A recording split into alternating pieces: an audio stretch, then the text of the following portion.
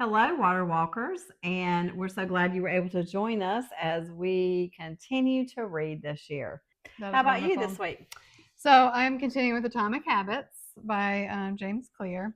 And so I was reading yesterday while we were, or I should say, shouldn't say yesterday. I was reading Monday while we were home from the storm that we had in South Carolina. We had a e-learning day, and so I was getting distracted easily as I was sitting on my couch and TV was going on, and so it's perfect timing because this chapter is titled Motivation is Overrated. Environment often matters more. Hmm. And so as I'm reading, I'm also trying to drink more water this week because I have a race coming up on Saturday. I'm running the bridge to bridge. So trying to get more water intake because to balance out all the coffee I like to drink.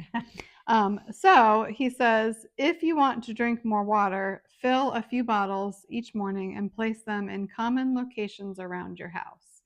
So yesterday, as I was wanting to feed into having snacks while Right. I was sitting on the couch, that was a good reminder to, okay, let me, every time I feel hungry or sleepy from reading, let me get up and get some more water. Ah, great So idea. it I was like that. it was very good.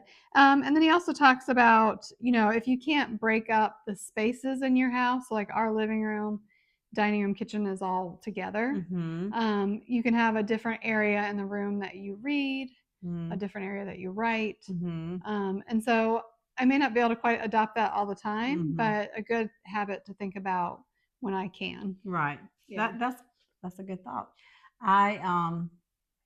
I guess I've kind of done that over the years and not really realized that's what I was doing. I Yes. always had one place that I would sit to do my Mm-hmm. devotion and my writing.